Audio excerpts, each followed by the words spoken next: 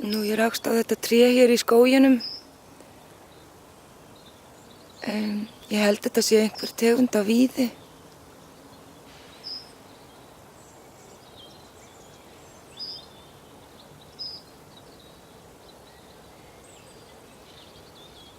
Og það er mjög stórt.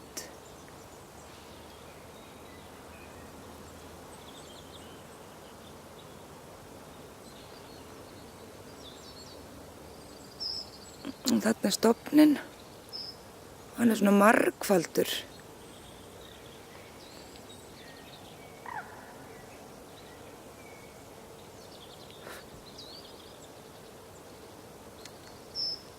Og nær hérna alveg lengst upp.